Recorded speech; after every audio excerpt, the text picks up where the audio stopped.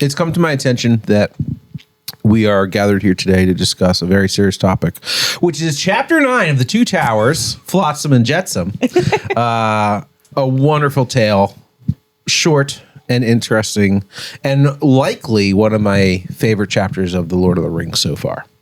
What? Oh, damn. This is great. Are you serious? Yes. Wow. I loved it. Good. I loved it, not for the reasons you might expect. Oh, no.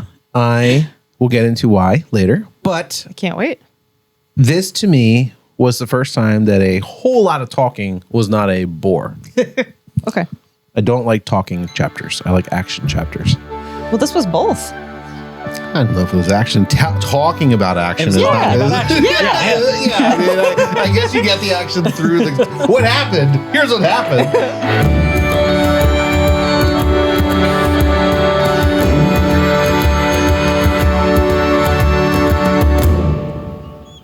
Last episode, we talked about Chapter 8, The Road to Isengard. Our heroes are reunited after the battle at Helm's Deep. After a brief rest, Gandalf collects Theoden, Aragorn, Gimli, Legolas, and 20 men to go to Isengard for a parley with Saruman. When they reach the fords of Isen, they notice a curious lack of water flow in the river. Closer to Isengard, they see a massive plume of steam coming from the Wizard's Vale. That night, a mysterious and terrifying black shadow passes over and around their camp. When they finally reach Isengard, they find it ruined, flooded, and empty. Merry and Pippin greet them at the broken gates and send Gandalf and Theoden to speak with Treebeard. Just the highlights. Beautifully said, Laura. Beautifully said. Beautifully written. Yeah. It is literally like they're just like, okay, goodbye, Mr. King. Wow, what a nice guy. It's so true. It is. And Gimli and Legolas and Aragorn are left there with Merry and Pippin. And they all start looking at each other like, well, what's going on? What did you do? What did you do? But Aragorn is very much like, no, we're the hunters. We found you. You will answer our questions first. And Gimli's like, second. First is food. I have a concussion and I haven't eaten in a while. This is not great right now. And why are there 4 of you, Aragorn? We found all 4 hobbits, guys. Yay. Sam, you lost so much weight. Rude. Also, just to put this picture in my brain again, when we were coming out of the last chapter, Merry and Pippin were like sitting on top of Like a pile of garbage. yeah, but like surrounded by like water or something, right? So, yeah, the entire basin of Isengard is like a flood zone. Yeah. The waters are kind of receding, but it's just like shit's everywhere. There's like crates and barrels and broken machinery all washed up and everywhere. That's the Flotsam and the Jetsam. Yeah. Like that's where the chapter gets its name. And here are Merry and Pippin chilling out, having a smoke in the sunshine. Right. And they seem absolutely nonplussed that like Gandalf rides up with the king. Yes, and I got also very their friends. pissed off about this last episode. I remember now. Right. Yes, got it. And so Gimli very much says he would like something to eat. And wouldn't you know it, the hobbits do have some pretty good food. So they take... Shocking. In the middle of an apocalypse, they're having a picnic. Wouldn't you know it? And they're like, well, we already ate, but come on, we have a bunch of good food up in this little like guardhouse area inside the wall because the walls are all fucked. The gate is supposed to be this long tunnel through a very thick wall, and the Ents have just ripped the fucking roof off of it. So like in this semi-ruined room, we have a little fireplace and some bacon. It's very nice. And so they go up and they hang out in this like roofless room because it's all been exposed to the daylight. And so everyone's fed. And the next thing on everybody's mind is having a smoke because Gimli hasn't had a smoke in a million years because apparently he left his pipe somewhere in Moria. Yeah. And here are Merry and Pippin with surprisingly good quality tobacco from, wouldn't you know, the South Farthing. It's from the Shire. It's like marked. It's like legit. It's not a knockoff. This is straight from the South Farthing. Very odd. Right? How to get there. Right. But nobody really asked that question right now. Just, it's legit. Let's have some. And there's this really cute moment where Gimli's like, I would love to have a smoke, but I don't have a pipe. And Pippin's like, I have a pipe. I have a spare pipe even. And here you go. Gimli basically wipes their slate clean because this whole time that he's been talking through concussion, he's been reminding the hobbits that they chased them through like 9 days of hell to come find them. And here they are perfectly fine and okay. No, you're supposed to be tortured and murdered. We had to save you from something, not from breakfast. And so Gimli's like, well, you still owe me. The bacon was good. You owe me a little less now. I guess they only did Helm's Deep because they were looking for him. Yeah. Oh, man. I didn't put that one together. Yeah. Damn. I would be pissed if I was Gimli. Yeah. Yeah. Yeah. Yep. Apparently the tobacco is good enough that Gimli is just, he wipes it clean. He's good. Everyone's even. Yep. He won his contest with Legolas. The hobbits don't owe him a life debt or anything crazy. Just a pipe full of tobacco. And so they have their smoke, and when they're all good and relaxed, the question comes up again. So what the fuck happened? Start like at the beginning. Start with the death of Boromir. Go from that forward. And so they do. They go through the Hobbits version of those events all the way up to, and then we got kidnapped. And then I woke up, and then we got unkidnapped, and I met a tree, and there was a moot, and then we went to war, and now we're here. We know what happened through all of that. So I'm not going to bring us through all of that again. But the fact is that I think Tolkien missed a very good opportunity to really add a whole lot of character from the Hobbits by having them present a very character-driven view of events overall. Like the director's cut version of what happened. Kind of like like the Lord of the Rings by Pippin. Yeah. You know what I mean? Oh my God, Pippin's version. Right. Yeah. Right. He does a little bit of it later, but like I thought that was such an opportunity that I would have loved. Like that, I feel like if that got cut and edited somewhere, I would pay money for that. Yeah. They get to the part of the story that the hunters don't know about, and that's that the Ents and the Hobbits arrive at Nan Cernir, the Wizard's Valley, the valley that Orthanc and Isengard are in, around midnight a few nights ago. The important thing for everybody to remember is that these things are happening concurrently with the battle at Helm's Deep, more or less. It's a couple days off, but we'll catch up to that. It's midnight, and Treebeard's like, let's go fuck around and find out. And he goes down into the valley. It sounds like the world is rushing behind them. The hobbits are terrified because they can't see or hear anything behind them, but it sounds ominous and omnipresent. And it's the horns, it's the trees, it's more forest, but they're trying to focus forward because they get to the walls, and Treebeard is like hiding in the shadow of the walls of Isengard, just like waiting. Treebeard has taken the hobbits on his shoulders and simply walked up to the walls. And he's kind of like hiding in the shadow of the walls. It's midnight. It's night out. The horns, the trees have like moved around sort of to the north side of the walls. And then the gates to Isengard open. And there's war horns and singing and yelling. And Merry and Pippin are like, this is it. We're going to got. That's it. The war has started. We've been found. This is not how I thought I was going to die. But it's not an attack. At least not on the Ents. It's Saruman is emptying Isengard. Wargs, wolf riders, orcs, the Uruk-hai that we know, but that Merry and Pippin are just like, it's these like weird, tall, slant-eyed looking weirdos. Reminds me of that southerner we saw actually way back in the day up at Bree. Wait. Did you just say slant-eyed? Those are the words that Tolkien chooses, and it's not a phrase that has aged well. Oh God. There are some, we'll call them archaic terms that get brought up, but the idea is that they are goblinoid. They're more like goblins than they are like men. But they're the size of men. Right. These are the Uruk-hai. We know what they are. Yeah. Saruman's like mixing of men and orcs, men and goblins, and like trying to build the better soldier, I guess. I don't envy the men in Isengard who were used to prototype this. Thankfully, Tolkien doesn't go within 1,000 miles of those answers. Yeah. That's good. Those are questions that are best left dead on the floor somewhere. Yeah. So, They're GMO orcs. right. They're GMO. I honestly, this is a moment where I really prefer the movie's take on things where they're like grown in a vat. Yeah. It's very good. But the point is that Isengard empties. It takes ages for these soldiers to march out of Isengard. And the hobbits are like, there must have been 10,000 orcs and men marching off to, I guess, go kill the king of the Rohirrim. Didn't feel super great.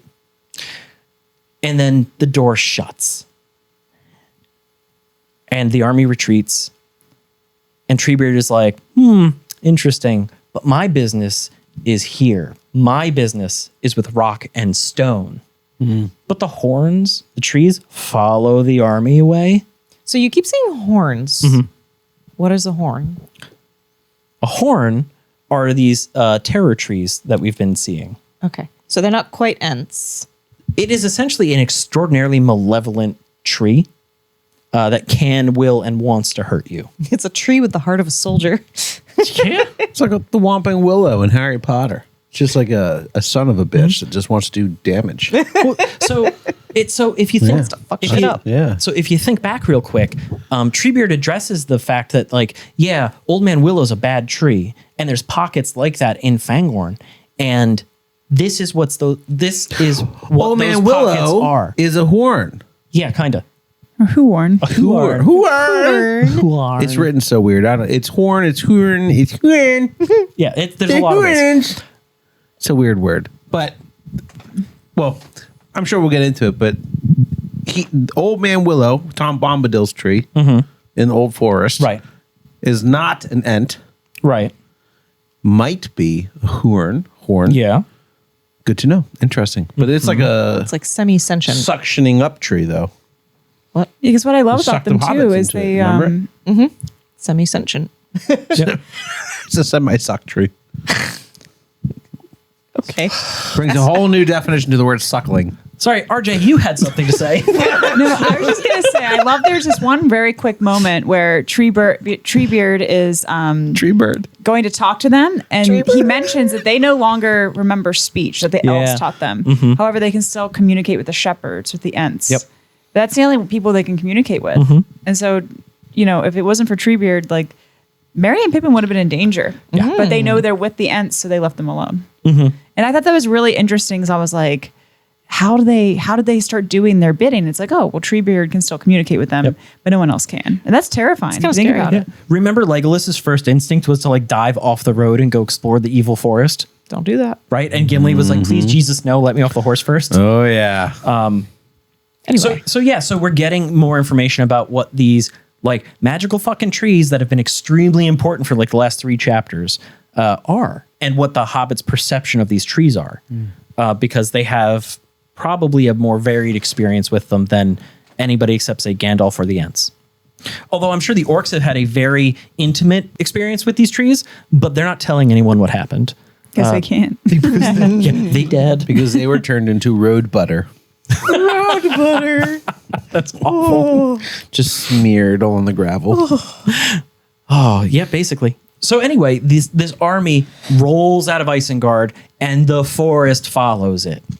Or maybe, because again, it's a giant shadow wall. They don't really know what's happening, but that's a them problem.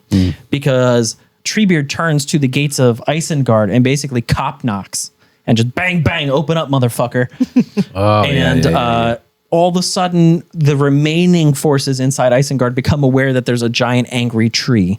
So they like start raising hell, and there's horns again and all this other shit. And they stick him full of arrows, and he's shrugging it off because it's nothing to him.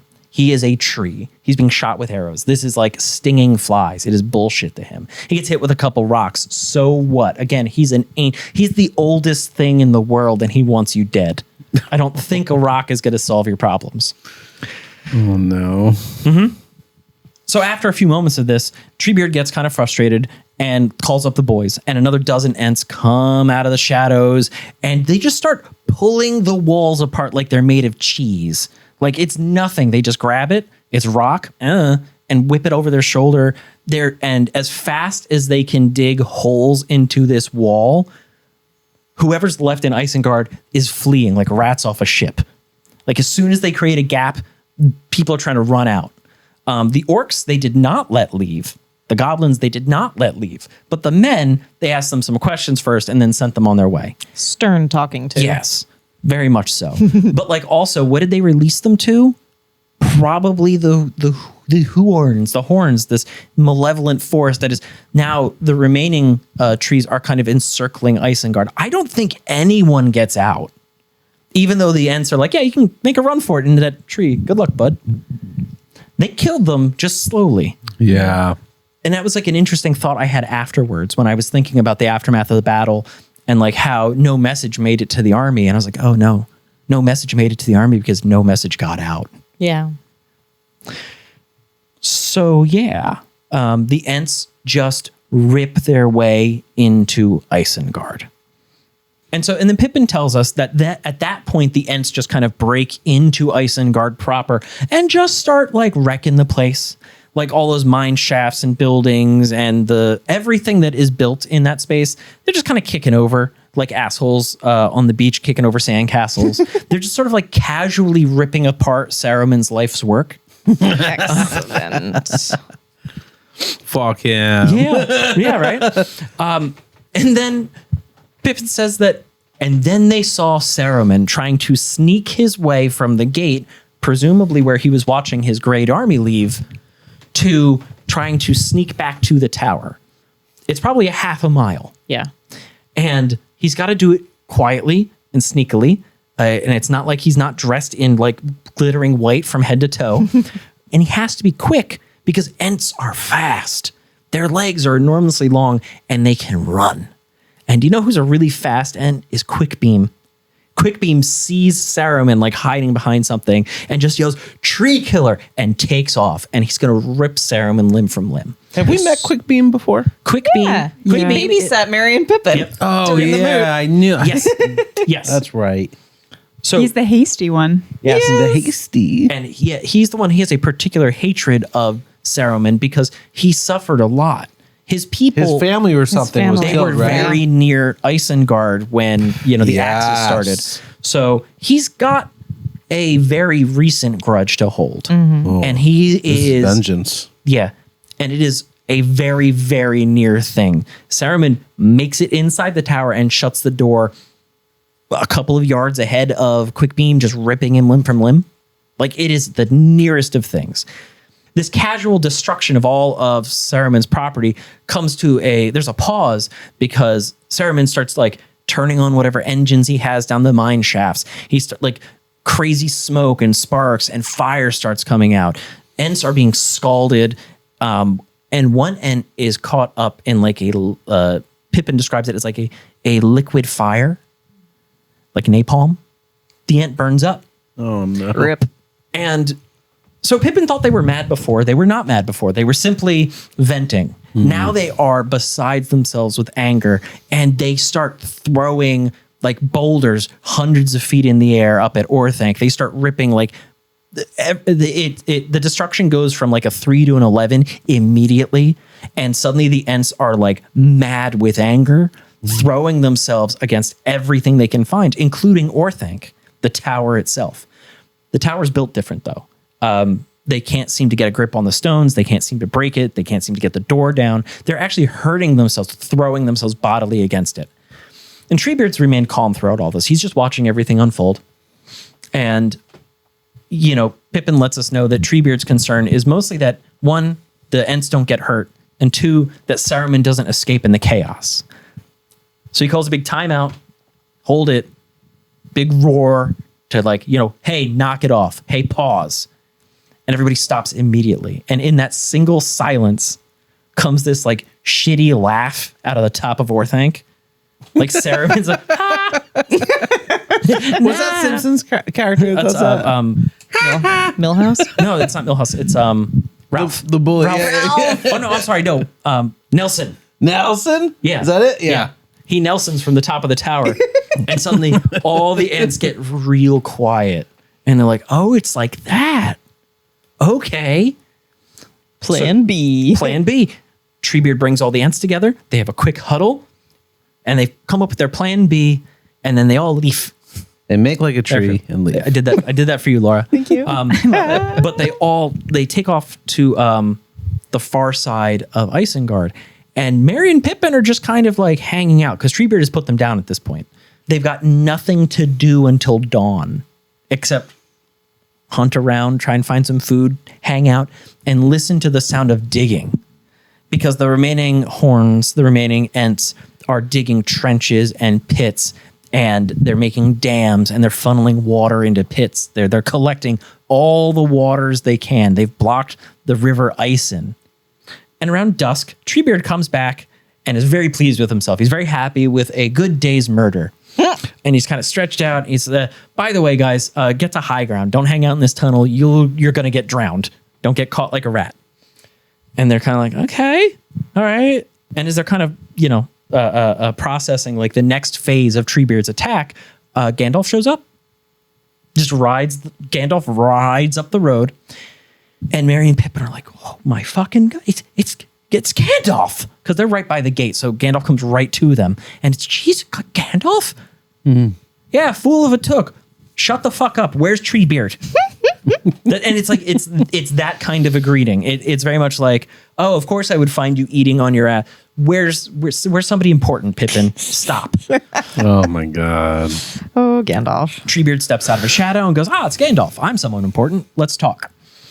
And Gandalf's basic pitch is, I have a problem. It's about 10,000 orcs, and I need a couple favors. And they need to have a discussion that Merry and Pippin are not privy to. And it seems like they come to some sort of a plan. And then Gandalf's like, all right, I'm out.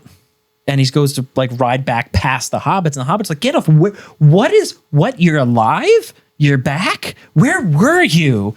And Gandalf's only answer is, well, wherever I was, I'm not there now. Also, don't go near that tower. It's dangerous. Don't do it. I'll be back. Goodbye. and he fucks off. And Treebeard also just fucks off. And so the Hobbits are left sitting there like now they have this whole thing. Like Pippin's like, I didn't kill him. I'm not the reason. He's not dead anymore. Yeah. And like they very clearly have to process a lot of emotions. Better way to do that than with food. Right. And they have all fucking day because they're chilling in this like graveyard of a wizard's fortress. And so they do the thing that, hobbits do, and they start poking around and trying to make themselves comfortable. Like they start a little fire, they find some food. As dusk turns to night, a huge thunderstorm rolls up. And remember, this is the same storm that they're experiencing in Helm's Deep right now. So these things are happening concurrently. So while Saruman's army is smashing itself against Helm's Deep, Treebeard is like smashing Ents against his front door, against Saruman's front door. Everything for Saruman goes from great to bad like that. It's like one night, one bad day. Right.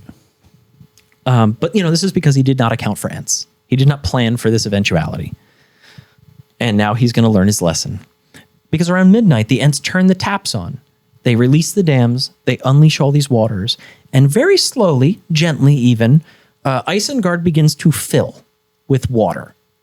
It creeps across the ground and it finds its way into these shafts, all these mine shafts, these caverns, these caves, the armories, the workshops, the treasure rooms, everything that Saruman has hidden below the earth is now being filled with shitty water. And the implication is that a lot of this is like steam-powered stuff because there's explosions. So you have very cold water hitting very hot stuff. You get an explosion. There's steam and just noise. And it's all... It is the utter destruction of Saruman's stuff. Like if he thought he was safe in the tower, fine, he is safe in the tower. But Treebeard is making sure to destroy literally everything else. It's a good tactic. Mm-hmm. Yeah, honestly. Like if I had a neighbor that I absolutely could not stand, I would absolutely flood his basement. Yeah. You just put a hose in there, turn that shit on, walk away. You pick a nice long weekend. That's illegal, and you probably shouldn't announce that. It's hyperbole. It's only illegal if you get caught. Otherwise, it's revenge. Or as I prefer, prevenge. Prevenge. I got a couple of neighbors that would do that too. Hi-yo. It's a good idea because honestly, if the water can destroy the operations of Saruman, it can be dealt with a lot easier. And also, am I correct in understanding that if these operations below ground are ceased like this and destroyed, no more Uruk-hai can be made? That's the implication, is that like Saruman has dug into Isengard and made this his like weird wizard fortress, sort of like Willy Wonka, but if instead of the chocolate factory, it was the murder factory. I don't love that simile. I mean, it's there. It's there, but I hate it. Salamanca.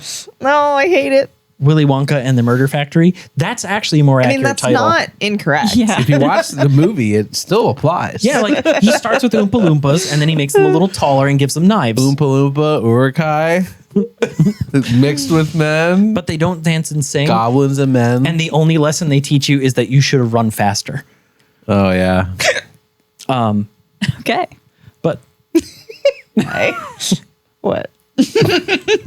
my wife.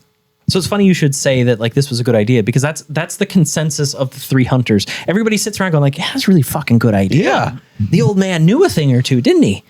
But wait, what about Wormtongue? Where is that motherfucker? Oh, Jesus Christ. And Pippin's like, well, wouldn't you know, he showed up this morning. Like this morning, he rolled up. And what had happened was Treebeard had again come back from his labors to kind of like touch base with Merry and Pippin at the gate, and just kind of like, he is happy. He's like drumming on his legs. He is very, I have fucked this all up for them. There's no more orcs in Orthanc. This is great. He is extremely pleased. Like he's almost giddy with like how much destruction he's wrought in a single night. So, and imagine for the oldest living thing in the world to have done this, it was just like walking up and slapping all your problems away in one hard, like just one moment, just 1 second. Like this is nothing to them. It was a single night. He pulled the seniority card and walked up like a grandpa and was like, enough! To like the shitty teenager and acting up, you know? Pulls the plug out of the Smacked him. Yeah. You know? The little middle schoolers being shits. Yeah. Yeah. Yeah. So cool. Yeah. And so that's that moment. So he's basically giggling to himself and patting himself on the back over it. And then they hear hoofbeats again. And Merry and Pippin are like, oh, fuck, it's Gandalf coming back. This is the best. No, it's a different old man. It's Wormtongue. Wormtongue shows up on this like dead ass pony and like stops at the gate, and his jaw just drops and he looks like he's going to vomit. Because imagine you're Wormtongue. You've just been kicked out of Adoras. You have ridden across this country at war. Nothing has killed you, and you just have to make it to Saruman in safety. Well, you're half right. You made it to Saruman. So he's looking at this, and then he sees the hobbits, and he looks back at the bullshit that's around him. And he's like, nope, I'm out. And he goes to turn the horse around and just ride back out through the gate. The pony makes it, but Treebeard just scoops him off that fucking horse and drops him on the ground and is like, hello, hi, who are you? Yeah, that's what I pictured. Just by the back of his shirt. Yeah. And Like Stuart Little style. Just pick it up. Yep. and like a true snake, Grima Wormtongue, his response is, I'm Grima. I'm the most trusted chancellor to the king of the Rohirrim, Theoden, and I'm here to deliver a message to his trusted ally, Saruman. Please convey me to Saruman. And Treebeard's like, are you now? That's you, huh? Well, Gandalf told me all about you, Wormtongue. And Wormtongue throws himself on the ground and immediately switches to groveling mode, just begging for his life. Like, please don't kill me. Please don't kill me. And Treebeard's like letting him go and letting him go and letting him go. Like just milking the moment. And he says, okay, here's the deal. You came to find Saruman. He's over there in that tower. You can go to him, or you can stay here and wait for your master, meaning Theoden. Remember, Theoden said, if I see you again, I'm just going to kill you. Like, I'm going to rip you into many small pieces and feed you to several dogs. And so Wormtongue's whole thing is like, I can't swim. I can't do that. Treebeard's like, it's your choice, and it ain't that deep. And so Wormtongue takes a great big breath and like wades into this like floating garbage heap. And it's like up to his neck because he can't swim. And so he's just like bobbing along and like he gets all the way this half mile He's across. like tiptoe jumping. Yeah. You call it Grima with no arms and no legs floating in the water. Turd in the water. So, and Treebeard, mind you, is pacing him as Treebeard is just watching him and making sure he gets where he's going. And he does. He gets up there like a drowned rat and drags himself onto the doorstep of Orthanc, which is just above the waterline. And somebody inside opens the door, drags him inside, and shuts the door back up. And that brings us to basically almost contemporary with where we are in the story. Because Merry and Pippin have been telling this whole thing to Aragorn and Legolas and Gimli. And so after escorting Grima, Wormtongue, to Orthanc, Treebeard came back to them and said, I'm going to go rinse all this garbage off of me. There's only good water on the north end, so I'll be there. But you should expect Gandalf and a king and like 20 to 25 people and get some real people food for them. And I don't know this king, but I know he thinks he's important. I don't know him or anyone related to him, but we should probably be good to him, be nice to him. That's a you problem. You figure out how to treat a king like a king. I'm going to go take a shower. And he left. As you do. As you do. You put Pippin in charge and walk away. Oh, yeah. As you do. As go you wrong? do. At least you have Mary. And so they're all standing there and they're kind of all taking this in. They're all sitting with this moment. And Aragorn's like, well, you know what bothers me is that long bottom leaf, is that tobacco from the Shire. Does Gandalf know about that? Because I don't really like that. That feels bad to me somehow. Like there was a spy in the Shire Yes. stealing like, it. Right, because maybe there's more than one Wormtongue in the world. Maybe there's more than one spy working for the enemy. But maybe they don't all work for Sauron. And the hobbits are like, yeah, cool. You know what? We'll all go to the north side and I'll take you for the grand tour. Let's go. And that's how the chapter ends. That's it. That's a crazy way to end a chapter. It's like it's like mid thought. Right. Like, you guys ready? Bleh. Over. Yeah. Yeah. Well, I mean, this The whole chapter was just a catch up. Yeah. So really, the faster it is, the better at that point, right? Because I don't know about you guys, but I felt like this chapter really was just the back end of the previous chapter, right? Yeah, sure. In a lot of ways. Yeah. Yeah, I almost felt like he wrote one really large chapter and someone was like, you got to break that up. We can't be doing Council Elrond again. But what am I going to call the chapter? Flotsam and Jetsam? Weird title. Yeah. I know you guys had some thoughts on that one. Let's jump into it. Flotsam and Jetsam, which is an interesting title for this chapter. Only one of those words is even written. Yeah. So they're was actually waiting. just Treebeard's nicknames for the hobbits. Oh, Yeah. no. I thought they were people. I didn't know I don't know what those words mean. I never seen these words. I never heard these words. And I'm sitting there this whole time. I felt like fucking Rogue One all over again. Oh, no. I'm sitting there listening to this whole chapter and I'm going, when are we going to meet Flotsam and Jetsam? Oh, no. Who are these? They must And be Ham like Sam. twin brothers or like maybe they're trees. Maybe they're, you know, people on the road. I don't know. Evil hobbits. And all of a sudden, you know, some Pippin says something like, "Oh, I found these barrels in the Flotsam," and I was like, "Oh, the Flotsam's a place. What's the Jetsam?" And then it said the end of the chapter, and I went, "What the fuck? What's going on? What is this? I don't understand it." I was thinking the same thing, but, you know, like, I can't not look shit up. So I looked it up. Like, I've heard Flotsam and Jetsam before, and it's basically just like odds and ends, things of little value. But I was like, okay, why did they call the chapter this? So I looked it up, and it has a very specific, like, maritime definition. So flotsam is like, say a ship wrecks. A ship is going down. Once that ship wrecks and is smashed into a million pieces, all those bits of debris are flotsam. Jetsam is when that ship is going down and you start throwing stuff overboard to try to help the situation. That is jetsam. So that's like specifically the stuff that you purposely threw overboard. And This is why I love her.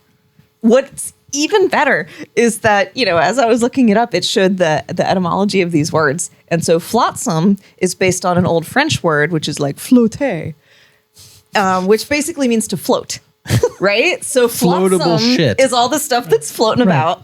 And then jetsam, it said it was based off of an old English word, jet. But I was like, okay, I took French. Jeter is to throw, right? So jetsam is all the stuff you throw overboard. Is that why That's really funny. we call it had to take a big flotsam? I've never said that. No. I don't think anyone's ever said that. I'm gonna start saying it. A big floater. That was Just a- flush the toilet, Chris. That was a real jetsam. I had a jetsam. I had to get rid of it. But I was- it makes sense though when you say it that way. Yeah, and I was kind of wondering if it was like a play on words because the flotsam and jetsam as like odds and ends that have no value versus stuff that was thrown overboard during a shipwreck or whatever.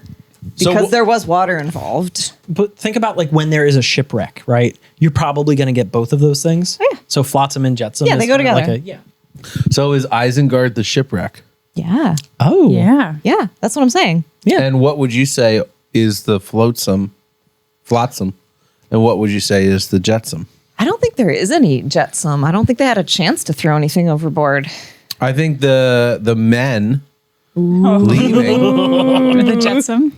Yeah, like They've been jettisoned. when they pulled the bricks out There it is. Yep. and the men ran out, that was the jetsam, Okay. right? Yep.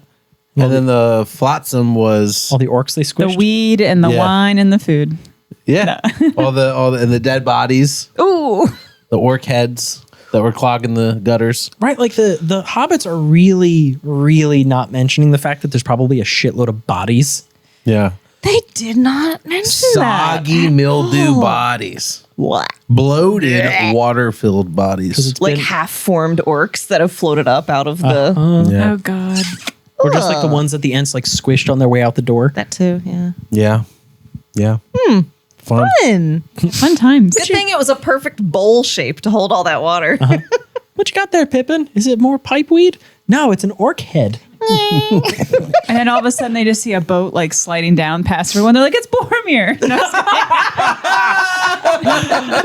they're like, hey buddy. They just like lift up a glass of wine. Everyone just empty it. Oh my god. Where'd you say this was from? River Anduin. Oh, no. Oh, God. Fuck, that sucks. That's funny. Oh, as he fuck. would have been the Jetson. Jetson then. No. You're so right. Oh. He would be both, really. He'd be a floater. Jesus Christ, Laura. Oh, my God. But he was holy. So maybe he would be a Sinksim. Jesus Christ. I don't know. Chris, you're a gem, buddy. I'm a fucking idiot. A Sanksum? No, I like that. Very creative. One thing I found pretty curious in the beginning of this chapter was sort of that Merry and Pippin are, they already have this sort of like crazy curly hair, but Gimli makes a point of kind of pointing out like, hey, you guys are like fatter than when we found you or when we last saw you, and your hair is like super curly and you kind of look like a little bit taller. Thanks. I take fish oil now. Yeah. I thought it was really interesting that they were like, yeah, we've been drinking this fucking homebrew that Treebeard makes. They're on a liquid diet. Yeah, And somehow and, they're gaining weight. It must be like the most nutritious. It's like what was that? Slim Fast? Yeah. It's like they're having like 18 Slim Fasts a day. It's just nutrient central. Yeah. But I thought that was really interesting. Legolas talks about, okay, well, I can't believe that you guys got to taste that. I've heard about it in songs, and that made me think about what the fuck kind of songs were these that he heard, and what lyrics could these possibly be? To be like, he drank, and then he grew. He drank the Treebeard's brew. Like whatever, something like that. Like, I don't know what kind of songs the elves are singing It about this tasted shit. really good. Then he got some wood. Oh my God. And also, is the Ent beer that he's making? Is it like turning them It's- into? It's basically tree? just water. Yeah. How can it be? And what about it is magic making water. them? Magic. Yeah. The talking tree gave them special water. That's about all you get out of this. That's it. But it Okay. was very nourishing, and they like barely ate any food in 9 days and somehow looked better at the end of it. And they didn't got need it. taller. Yeah, and got taller. Yeah. They did a water Or at least fast. curlier. And I feel like elves have songs because elves taught the Ents to speak. You know, and made them wake up and become more than trees. They always had their own magic and power. That's why the Huorns, or however you want to say it, you know, they are kind of regressing back to that. But they always had power. That wasn't what the elves gave them. The elves just gave them a ability to communicate Taught them to speak. and sort of like kind of be sentient. It's like you teach a cherry tree to like say the alphabet, and then 2 weeks later, it's like, I have this wicked moonshine. I don't know, man. That's even better coming from a cherry tree because their pits have cyanide.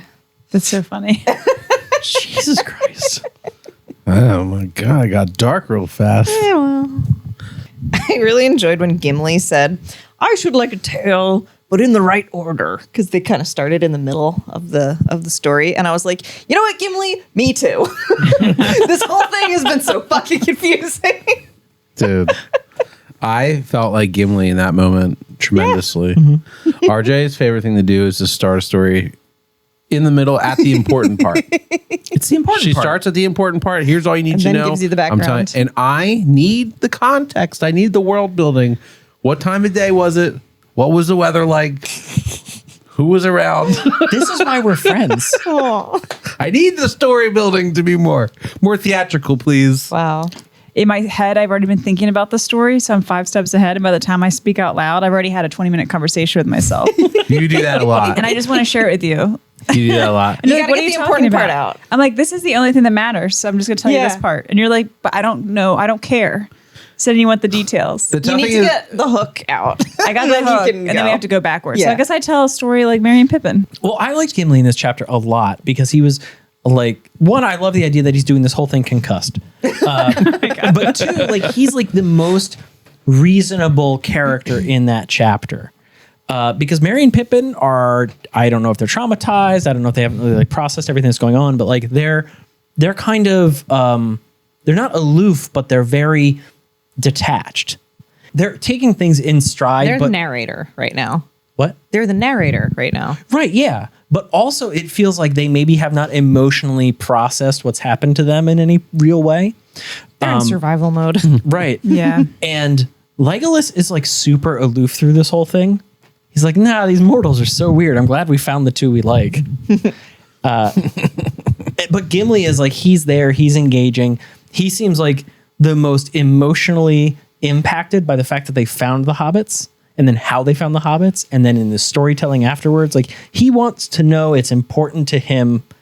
Everyone else is kind of like, you know, okay. yeah. Well, Aragorn. he's like the original hunter who early on was like, we have to go get him. Like, Yeah.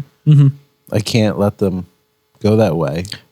And then when he sees the pile, he was like thoroughly like struck to his heart, to the core, thinking that they were dead. So he's been through the emotional ringer just to get to this point in the last few chapters. And think about how happy Legolas was to find Gimli alive after the battle. Yeah. And think about how he's reacted to finding the hobbits alive. 0 fucks given. I don't think he knows that there even are hobbits. with them. He can't even tell them apart. He's like, the rocks are talking to us right now. I don't know what's going on. The infants Back are to my back. nap. Yay. Which one of you has the ring? Oh my God. No, really though, like Gimli's drive to have like a proper piece of storytelling is a huge boon because it's been a couple of chapters of just back and forth and broken up shit, right? Because how many days Yeah. has it been? Well, he says it has been 9 days since the hobbits were taken by the orcs. Pippin says this. Boromir's been dead for 1 week. That's how.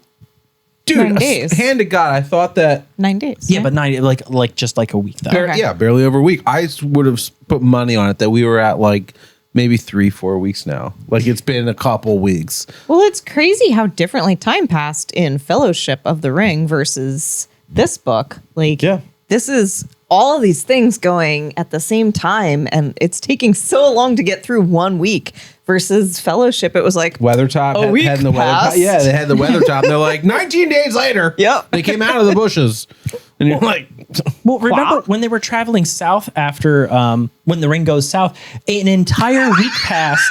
I know, an entire week passed in one sentence. Yeah. That's It what was I'm saying. It was a really shitty week. The Frodo passage was of time sad. is very different in this book. It's half the book. Half the book. And it's been 9 days. I love it. 9 days. So much happens. It's so great. We were set up in the last book. It says we're on the edge of a knife. We are. We are now over it. We're Yeah, over we're the off. hump, and we are just falling down. We're sliding down the edge, and just all of us are going, ow, ow, ow. Yeah. Seriously, though, the number of coincidences that have led us to this point is pretty crazy. How many? I don't know how many, but think about like the fact that Saruman just emptied Isengard at the same moment that the Ents showed up Yeah. to destroy Isengard. That's true. That's crazy. Yeah. If the Entmoot had been any hastier, Yeah. they would have had to kill all those orcs in front of their boss. Yeah. Yeah, that would have been fun. But also, I think that the people would have been smart enough to know you're fighting trees. Fire burns trees. Yeah. Well, Just that's, throw torches at them, you know? that's a point that Pippin makes. It's like Saruman's biggest mistake was that he discounted the Ents, and so he was not ready to have his ass handed to him by the forest. Right. Yeah. Because with that He never even thought they were going to participate. right. Because that liquid fire thing shows that he had weapons he could have used. Yeah, he used it at Helm's Deep. Yeah. Oh, yeah. Yeah, he Yeah. used the fire there. He had weapons that he could have deployed against Ents, but he just did not even account for the possibility that Treebeard was anything but a sleepy old tree. I love that you brought that up because I really noticed that they made a big point of Saruman's miscalculations with the Ents. And it's a nice comparison to how Sauron keeps underestimating the hobbits and the people of the Shire and how the good side keeps getting by and almost winning. And at this point in Helm's Deep, they did win because the enemy keeps discrediting the entire group. They're like, they're just hobbits. They're just Ents. They're not going to do anything. And I think it's really interesting. They're putting all their, power towards men and like elves and all this stuff. The elves are leaving. The elves are getting on a boat and they're going west. So I think it's really interesting how this is playing out. Why do you think that is? Well, I think just in the core of what they want, like their power, their greed, industry, it's the opposite of that. So they can't understand the strength and power of nature or of the simple, gentle being. When like the Ents get really upset, you thought they were angry, then they go up to an 11, like you said. You can't understand that. I think if you're looking at it from like, oh, they're weak. They don't want power. They don't want things for themselves. They think of them as peaceful beings. Yes. So why would they get involved and they in see a it fight? as being weak. Yeah. But kind of counter to that, in the same passage almost, Pippin says like, yeah, well, maybe Saruman was never really a great wizard. Maybe the smartest thing he ever did was move in here and convince everybody he was, some big power, because he doesn't really seem to be anything without his slaves and his machines. Like as soon as the Ents showed up, he ran. And now what? Yeah. Now he's trapped in his tower. Yeah. Not very courageous. Right. Not like Gandalf. Right. Which I kind of agree with, though. And I know Aragorn then actually is like, no, he was as once great as his fame made him. And he is this great wizard. You should fear him. But honestly, actions speak louder than stories. And maybe at one time, Saruman was like that. But he did do that. He is hiding behind machinery and his minions. When it came down to it, he was fleeing from trees. To be fair, not just any trees, murder trees. Right, but he is fire. I mean, he was like blowing true. apart Helm's Deep. I mean, that's fair. We don't get to see Saruman do any actual wizardry, right? We have No. Gandalf says he has a duel with Saruman. We kind of don't know what that's like. Grandpa fight. But only one grandpa throws fire. Only one grandpa collapses roofs on demons. Which it made me think, was he like expending all his energy on Helm's Deep that he was depleted? Like, I don't really know much about the magic of this. I don't think they really expand on it. But I mean, nothing is limitless in this world. Nothing is. Well, one piece of magic we do know about Saruman is that it's subtlety, right? He has more subtle forms of magic. Because remember when the hunters were like, I shouldn't be this tired. Why can't I run? Why can't we chase these orcs who never seem to run out of gas? Yeah, that was interesting. Yeah, and also everything that happened to Theoden, like I don't think that was Wormtongue's magic. That was Saruman's influence. That was Saruman cursing him somehow. Right. It's interesting that like if you're this one of the most powerful beings, not the, but one of the most powerful beings in Middle Earth. And you're like, I'm going to put a spell on the land. And everyone's like, what are you going to do? And he's like, anyone who doesn't follow me, who tries to fight me, will be slightly tired. And everybody was like, That's all. Honest. But also, all his stuff is long range. Like they're not up close, like getting personal knife fight. It's all like he's a sniper. Yeah, it's all from far away. So I think that's another reason too, where I kind of understand where Pippin's coming from, because Pippin's on the back of Treebeard, and he's walking up, and he's like, "Oh, shit's about to get real." And this man's just fleeing. Yeah. This great, powerful wizard, and his only other comparison of a wizard is Gandalf, who he watched like face out down a Balrog when he knew he was going to fail. In that comparison, he does come off like a coward. That's what you know about wizards. Yeah. Yeah.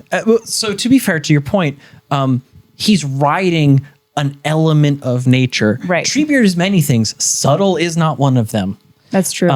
Plus, Pippin didn't know about the subtle spells that affected Legolas and Gimli and Aragorn. Well, because Aragorn even says that even now, even after maybe Saruman has passed his apex, he is dangerous to be left alone with. And he says in all of Middle-earth, there's maybe 3 people who would be safe left alone in a room with Saruman. Gandalf, Elrond, and Galadriel. Yeah.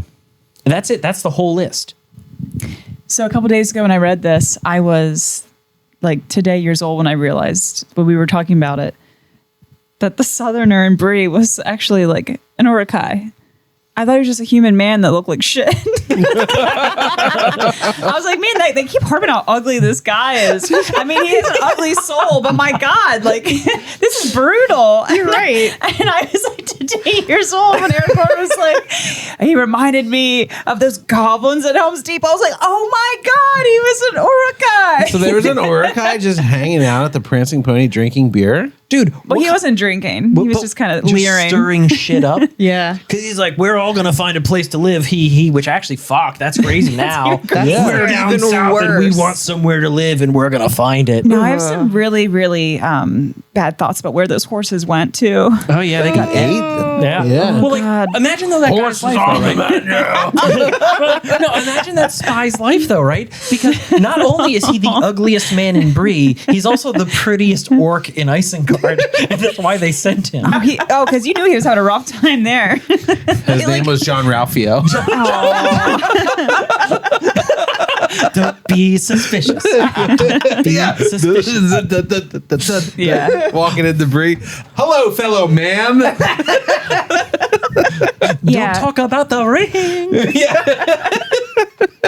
Well, I always like. He was like, I'm a human man and I'm flush with cash. Yeah. Money, please. And at that point, we didn't realize that any kind of orc could be out in daylight. So I guess that's Yeah. my defense. I'm going to stand by that. But I felt so dumb during you were talking. I was like, what? I just learned that today. So thanks for cluing me in. Yeah. That's great. I always thought of orcs as being, or even the Uruk-hai as being like just so not manlike.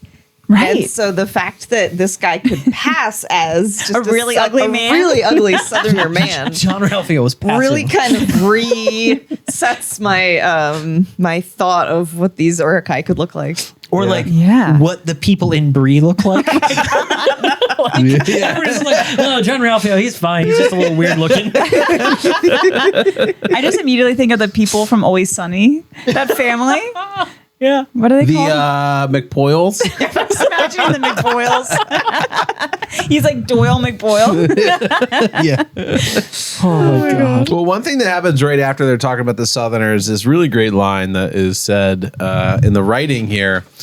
It felt applicable in the moment, applicable to the chapter, and applicable to real life currently, which is, it is difficult with these evil folk to know when they are in league and when they are cheating one another. And I thought that was like kind of like a moral of the story is kind of line that really stood out to me. I think it also reflects what we are experiencing as the reader. Yeah. Because I've said before, like at the beginning of this whole thing, I could not tell that Saruman and Sauron were not together. I had the same kind of takeaway from that statement, but I thought of it more like a Sun Tzu thing where it's like your enemies are not monolithic. You can divide them. you can destroy them. Oh, Interesting. Yeah. by finding their differences, you can. Yeah, and that also brings up another line it's a little earlier. It's when Aragorn's talking to Pippin, and Pippin was like, "What was I supposed to do besides throw my brooch away so you could find it?" And Aragorn sort of compliments him, and he says, "One who cannot cast away a treasure at need is in fetters." Gollum. Oh. What's fetters mean, by the way? Like chains, like handcuffs. Okay. So that's really interesting because I have a history of working on minimalism movies. I'm working on one right now. And it's about getting rid of your shit, you know, in all kinds of ways. And it hit home for me just reading that. And I was like, oh, man, like. Yeah. You're a slave to your possessions if you can't let them go. Yeah, absolutely. And in this story, And it they're served a purpose when he did let it go. And in this story, especially. I mean, the story, the core of the story is that they're going to throw that trash into a fire. And I identify with that. Yeah.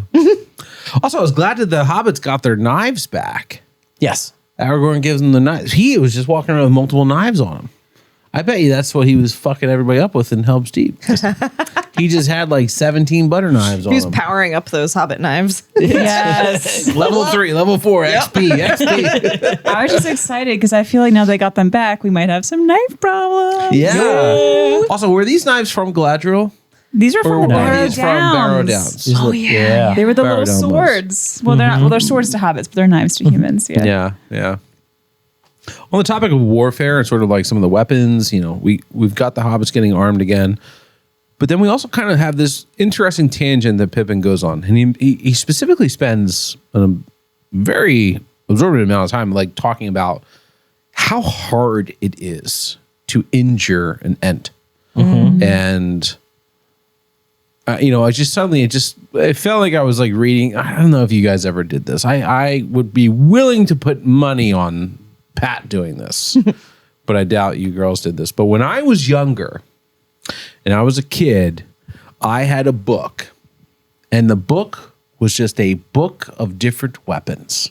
Oh, fuck yeah. And it was like The medieval picture books? medieval pictures of swords. These are what Turkish knives look like from the 1400s. These are what English swords look like. And I was obsessed. And I would sit in my hallway and I'd read it every night. And it's a big book. And I would flip through the page. Oh my God, this is what a curricue looks like. And this is what look at it. Oh my God, I was obsessed. And so there was a part of me that kind of like went back to my childhood in this sort of like tangent that Pippin goes on. He describes a really like visceral portrait of the Ents that made them feel much more terrifying than I had kind of made them out to be in my head. To me, they were sort of these tree peoples. They were trees, but their bodies had more like they had arms, they had legs, they had the hair. Maybe they weren't like 75-foot tall oaks, but they were like, 17 foot, 15 foot, like, little like things that can fuck you up, but different than the big tree. So in my head, I had like an image of them. And then you remember that like bow and arrow is deadly to all except an Ent. They can take them like a pin cushion. Put 1,000 arrows in an Ent, and the Ent just like, okay, that was really annoying. Poor Stop Boromir. it. Yeah, poor Boromir, who was an actual pin cushion and succumbed to it, So I just think it's so interesting that like in that moment, when you realize that the projectile weapon that you're using is useless, and they also make a note to say, axemen, it would require a lot of people to take a tree down. That. Yeah. If you were an axeman, you had one chance, and you weren't going to do much damage with the first one because no axeman has ever been able to take a second swing. Yeah, right? And it was like, oh, damn, dude. These things are fucking people up. Yeah, because they make the point that like if you're going to go after a tree, you go after them with axes. Yeah. But good luck. Yeah. I hope you got a lot of friends and no family. Now, that being said, 10,000 orcs and men might have been able to do it. Only if they were able to get close, because a tree there. could just swing their arms, they could swing their branches. Dude, that would the velocity of that would devastate your bones hitting you. Yeah. So this is a cool moment, right? Like you guys are exploring the world building that's been presented to you as like first time readers. And you have this idea of what Ents' strengths are now. And now that you've seen examples of it, you can contextualize it. Now you're talking about like, oh, well, if it's this big and this strong, we can hurt it this way. To me, no matter how many times I read this, the horns are still fucking terrifying, right? Yeah. Because they're still just like a curse. They're like a piece of unnamed magic beside this. Oh, it's a tree monster and it does the work this way and it can do these things. But the horns with their shadows and their movement and the fact that we still don't know how they kill anything, only that they've probably killed everything. Yeah. I feel like this is another moment in the podcast history where I have to eat crow. Oh, because last week I got real mad. Yeah, you did. I was pretty fucking pissed at how Merry and Pippin were reacting to Gandalf being alive. Mm-hmm. I did not realize that Gandalf had already seen them, and they had met prior, and they had everything I wanted. Everything I wanted to happen happened, and Pippin. You know, he's wiping tears. Gandalf, oh my God, I didn't kill him. And Gandalf walks up and he's like, what's up, fucker? You're a piece of shit, but we don't have time for it. And I can't believe you're sitting here eating. I got to go. Good to see you. And he rides off. Full of a took. Full of a took. Actually, now it's Tom full of a took. Tom full of a took, you son of... I'm really glad that happened. Mm-hmm. And I was like, yes. Okay. Because that was... Close that loop I literally laid in bed staring at the ceiling last week afterwards because I was so mad. Oh, no. Jared is such a poor writer. I was like, what the fuck, man? I like cared so much about Gandalf. And then he just comes back and these guys are like, good to see you. He was dead. Yeah. It was so hard not to ruin it for you. Like, I borderline on mistakes. I kept being like, they had such relaxed body language. Clearly we missed something. I honestly really enjoyed this chapter for a lot of reasons. Yeah. And Gandalf's return and interaction with the hobbits is absolutely one of them. Yeah. Mm-hmm. Because he's great. He's extremely Gandalf the Grey with them.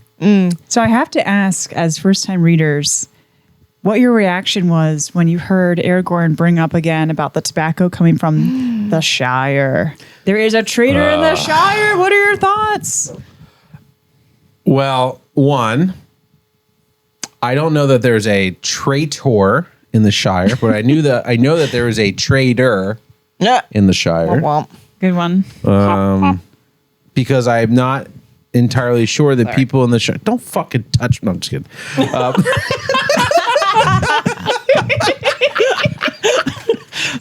That is sorry, dude. Every night it's with these icy cold fucking feet coming out of nowhere. I do think that in the Shire there is probably somebody who is doing dealings with Saruman. We know that for a fact, but that's what I think. And I know that's what I think because I learned it as a fact. Lobelia. Yes. She's just done. The second half of this is that inside the Shire, this person, Saruman, I mean, I guess they have their dealings with Gandalf, but they don't act. Nobody in the Shire knows what the fuck is going on in the world outside the Shire. Mm-hmm. So I don't think that they are a traitor with a T. You don't think there's like a mole? I don't think that there's a mole.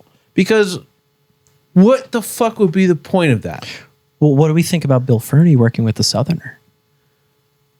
That was Bree. Maybe that's not the Shire, though. Right, but like that's the level, though, right? That's the level. Did anybody in the Shire give you Bill Ferny vibes? Lobelia. Yeah, the guy talking to Sam. Oh, fucking... Wait, Sandyman? Yeah. Ted Sandyman. Ted Sandyman gave me weird vibes. If I'm just purely talking about weird vibes, Ted Sandyman gave me weird vibes. Fatty Bulger gave me different vibes.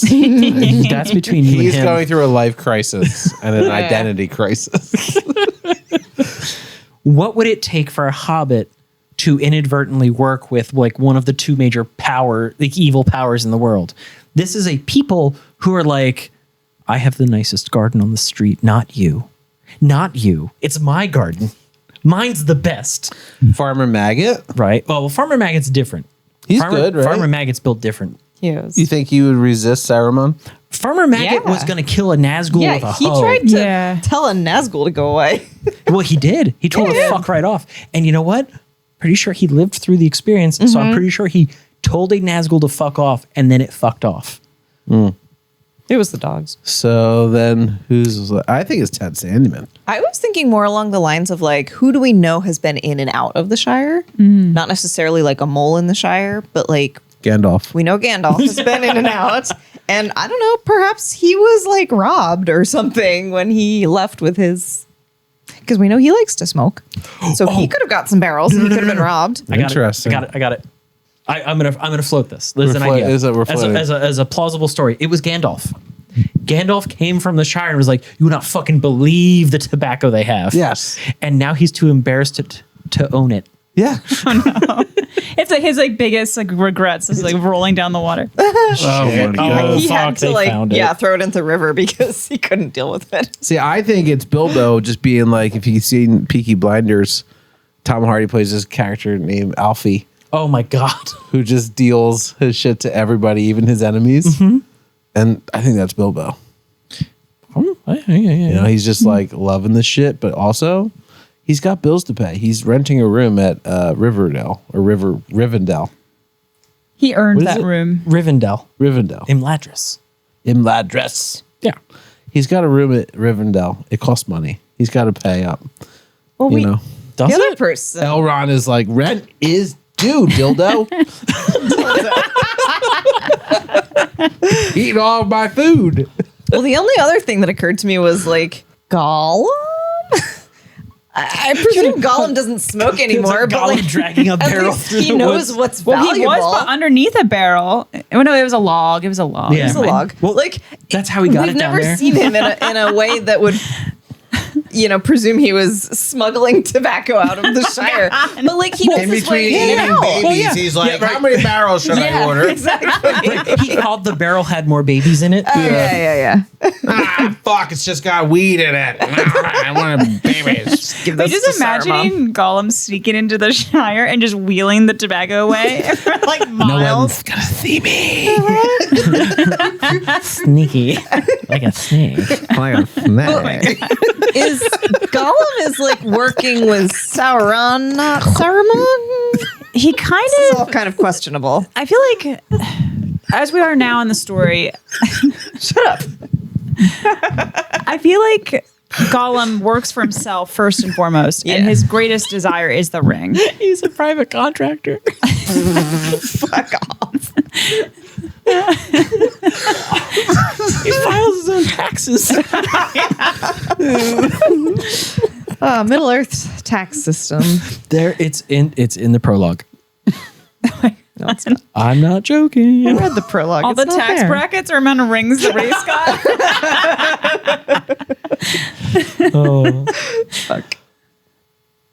You're trapped in a tower. It's just you and Wormtongue. What are you doing to pass time? Ooh. Ooh. Is it Uno? Wait. I don't know, but there's a tongue involved. Laura. Can Sarah? Oh God. I would do 20 questions. But I would be like, all right, Where's go my ahead. army? And Saruman would be like, it's a taco. And I'd be like, fuck! You can read my mind! Why am I playing 20 questions with a wizard? Yeah. Well, first I'm invading his mind, and I'm seeing what has gone down in Edoras, and why the fuck my building is ripped apart. And then I'm going to start torturing him a little bit. Are you Saruman? I'm Saruman, clearly. Why do you get to be Saruman? I thought I was me, Chris. Well, I walked in. Hello? Her first thing was like, I'm absolutely not being the bitch in this situation. No. It's my house. Oh my I'm God. pulling someone into my tower, and I'm fucking them up mentally. I imagine that Wormtongue crawls out of the muck, gets dragged through the door slams shut, and then Saruman just pulls an Uno pack out of his back pocket and starts like bridging the cards. Sit down, Glimmer. Tell me what has happened. If I was Wormtongue, I would probably be playing a deadly game of hide and seek. Just find every cabinet. Dude, Saruman's sitting there. He's just, Oh my god. he's like, boo.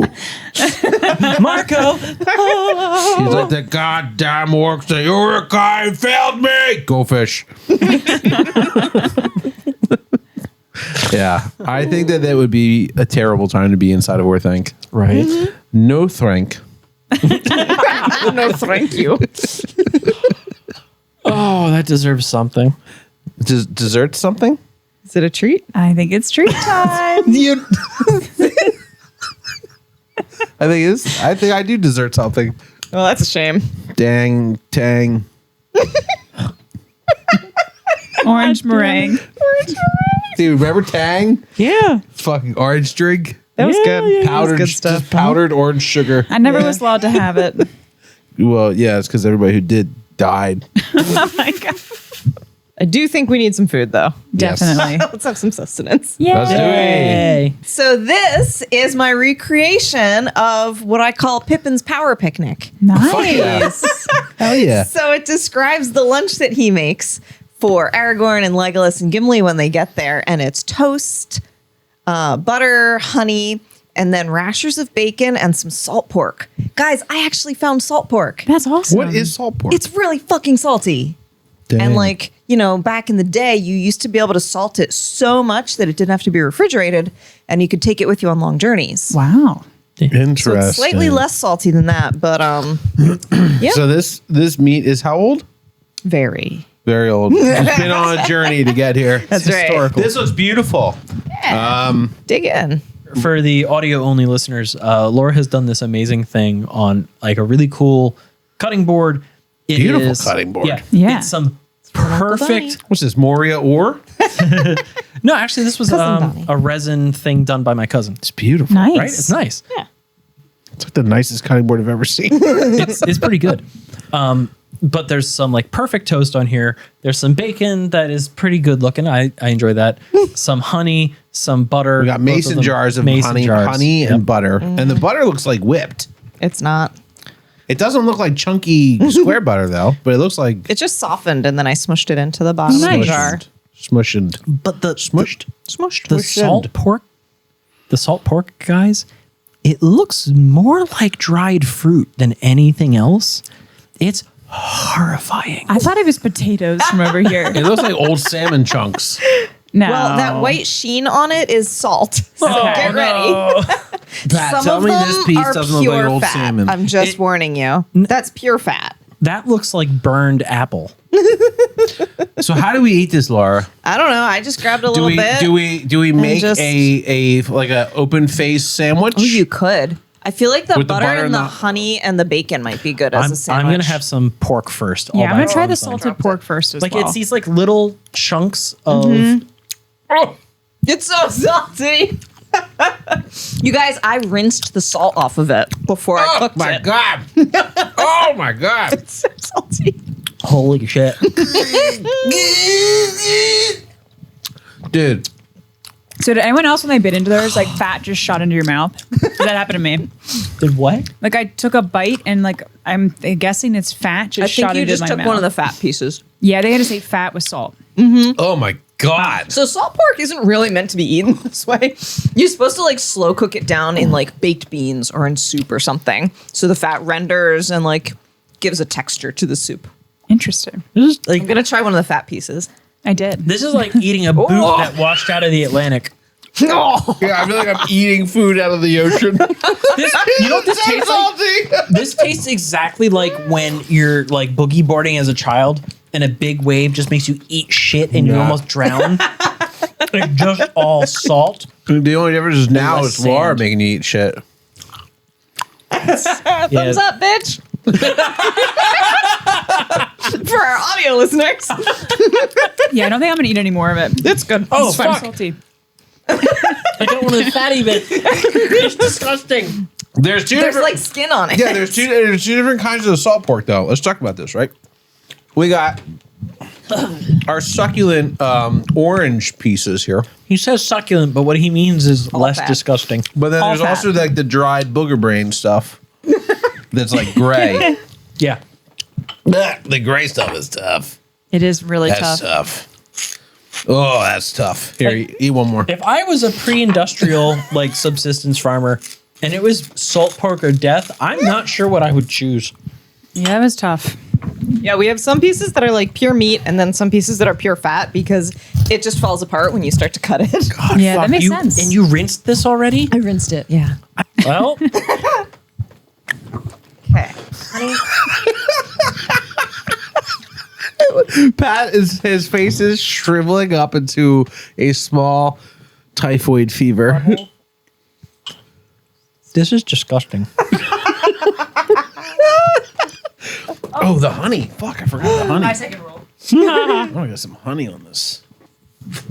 All right, so to Oh, wash Jesus down our Christ. Poseidon's salty butthole salt pork, now we can make a little toast. A little bacon open sand. with- Bacon, butter honey, and and butter toast. Okay. That's delicious. That's so much better. Oh my God. Yeah. Yeah, this is so much better. I'm glad we started with the salted pork first, and then we too. switched to this. Oh shit, that's actually food. Yeah, it's delicious. This is the closest Power Laura's come to picnic. ever fucking poisoning us. So in the book, though, Pippin specifically says, like, oh, we have some really, truly excellent salt pork. Is that sarcastic? Maybe no. Because he just cooks it up real quick, right? Like the bacon. Uh-huh. So it must be just incredibly salty. And he also said the bread wasn't that good. It was 3 or 4 days old. So you're welcome. I did not give you 4-day-old bread. Well, what did we learn from this? We learned that they were able to pork be. is for soup. Yeah, seriously, I think that like legitimately, after Helm's Deep battle, if you were served this, I think you would feel quite, satisfied. You know, your electrolytes would be low Yeah, and the salt would be so welcome. yeah, I think you would be. Even the salt pork, you would be like, that's intense, but thank you. But I Yeah. needed salt. Yeah. So I think overall, it's a win. I think it's a win. I'm glad. Pat's just making so many crumbs. Pat, I'm gonna need you to put a handful of that into your mouth. Oh no, don't. He'll die. Okay. Don't do it. I'll do it for science. No, don't do it. I'm gonna need to see what a handful does. Since one made his face do that funny, like He might shrivel up choke. face. I wouldn't do it. I'll do it with you. I'll do it with you. Chris, you Should we shouldn't. divvy up? No. Right? Chris, you might die. Like No. honestly, Chris, stop. All right. It's I know It's so it's bad not for funny. you. Honestly, 1, 2, 3. You guys are disgusting. Fuck this. Have the day you deserve. Chris is twitching. Terrible. just spit it out. Honestly, just throw it out. Yeah, don't eat it, Pat. Chris is giving up. Chris is a little bitch. He's otherwise he'd have a heart attack. Like, good. There were tissues right there. You saving it? You eating it? You spitting? You Pat, don't have to spit eat out. it. Pat, spit it out now. Spit, Put it Pat, in the trash spit. can. Are you eating it? Fuck you. It's terrible. I could do it. I made my point. It's so bad. Jesus fuck. You guys are so dumb. Yeah. Holy shit. I'm gonna take this little teeny tiny piece and it's gonna be great. My mouth. Ah. You chair break, bro. I heard a little clink. My mouth was like on fire. That feels like a logical place to wrap up this episode. Guys, if you want to know what this was, That was a bunch of flotsam. have 1 piece of bacon and a tablespoon of salt. Yeah, just pour salt into your mouth. Oh my god. Oh god. That's a wrap on chapter 9, the Flotsam and the Jetsam. You're welcome. What is chapter 10? What's next week? The voice of Saruman. The voice of Saruman. Saruman! Now we're anime. That's what I picture every time. Draw 4. No! Join us next week for chapter 10, The Voice of Saruman. Oh my God. If none of us have a fucking heart attack. Wow. Sorry about your blood pressure. Laura, you've been raising hate my you blood so pressure for much 20 years. You didn't have to put that all in your You mouth. forced me with a knife outside and you said, you better eat all this in the end. And I was did. like, okay, I will. Fine. Laura's into knives. I'm not going to do it without Pat, though. And you were like, fuck him. He doesn't, can I do it? What? Anyway, Can't talk anymore. my tongue is paralyzed from the salt. It's gone. Half of it was deteriorated with the sodium. Oh God. The inside of my mouth feels like it's been rubbed. It's numb with sand. like it's like I've been like grounded. sandpaper. Yeah. I'm so glad I didn't do that. Yeah, that's my the tongue cancer. just hurts. That's the cancer. I'm gonna go to the doctor. Tomorrow. Oh, that's now. so funny. What a beautiful, beautiful ending to that was sarcastic. What a beautiful ending to this chapter. I hope you guys join us next week for chapter 10, The Voice of Saruman. This is Full of a Took. We are so fucking thankful to be doing this, and we are so happy you're checking this out and listening to us. Also, make sure you subscribe to us online. Make sure you give us a share or a like or a follow or whatever you got to do on any platform you're listening or watching on. We really appreciate it. If you're following us on YouTube, give us a little subscribe action. If you have a friend that would enjoy Lord of the Rings discussions or following along with the book or maybe a reading friend, send this to them. They might get a kick out of this. Who knows? But thank you to everybody who's been listening, everybody who's been following. We're so excited to be doing this. And we will all be there next week when we discuss The Voice of Saruman, which is a salty version of saying The Voice of Saruman. I don't know what just happened, but I'm here for I it. think you're having a salt stroke. I think the salt's getting to my He brain. is a little salty. We though. need to Across get you the some blood-brain water. barrier. I think the only thing left is for me to drink the rest of the honey.